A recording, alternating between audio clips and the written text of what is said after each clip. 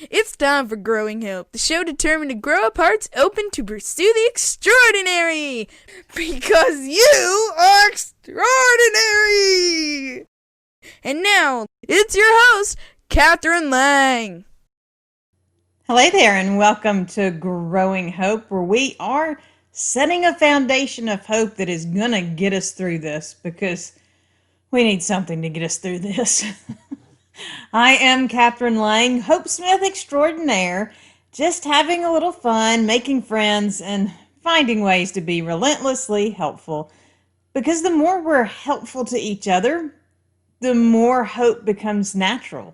We're not looking at our own problems. We're not looking at our own struggles. We're focused on something else.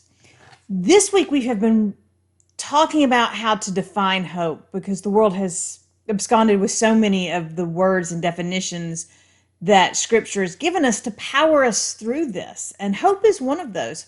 The world has turned hope into something it was never intended to be. So the first point was that we have to be invested in a relationship with God in order to have hope. Because remember, there's a wish, there's a dream, and there's a hope. A wish is something someone else does. A dream is something you can do yourself. But hope is all about God. So without that relationship in God, you cannot have the hope that you need.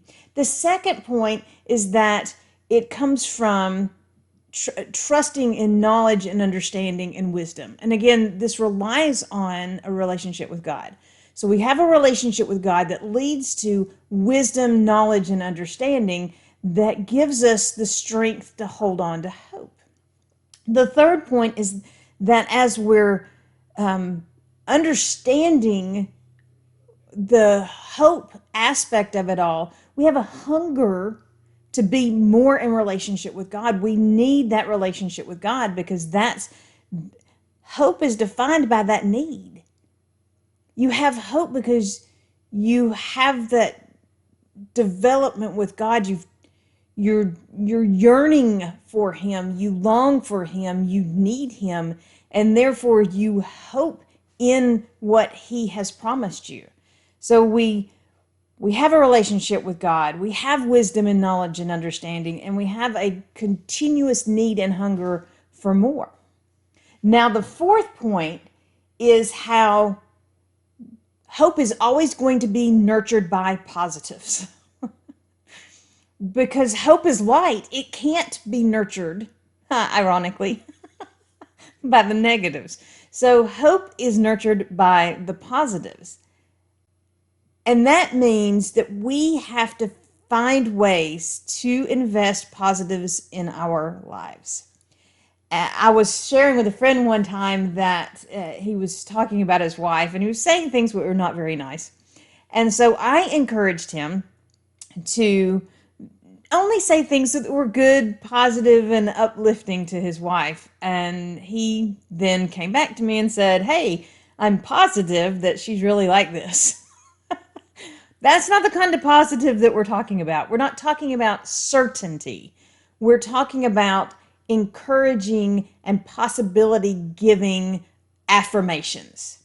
So what are some of the positives that we can be invested in order to define the hope giving life that we want?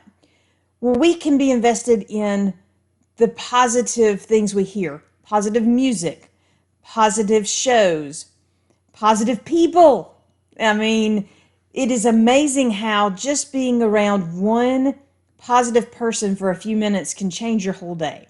Even in the grocery store, if you're around somebody that is just enjoying the journey, it tends to encourage you and give you a positive spin on the journey you're on. So be invested in enjoying the journey. Be invested in positive people. Be invested in positive music and movies and television shows. And if you feel the negativity, then don't include it in your day, if at all possible. So if you turn on the TV and it's just all negative, turn it off or change the channel. The second thing that we can do is invest in positive words. Words we write, words we read. If you are struggling to find the positives in your day, sit down and write 5 positives, 5 things that you're grateful for. The pastor was talking today about an attitude of gratitude and how we have to be willing to seek out a positive, thankful, grateful life. But we're called to do it all the time, without ceasing, for all things, good, bad, and indifferent. And the thing is that we have to be so willing to look for the blessings that we keep looking until we see them. And if we keep looking until we see them, we will see the blessings. So you invest in the positive by putting it into your eyes and into your ears until it comes out of your heart, until it becomes the thing that you absolutely, positively are going to find. Be invested in the positive so that you are growing up the hope that you need for the journey. Hope is defined in the positives. I am Kathryn Lang. Thank you so much for joining me for Growing Hope. I look forward to hearing from you. Join me over at snarkyrainbows.com. That's the website. And you can get your free Growing Hope ebook, and you can join in the conversation of hope and joyousness.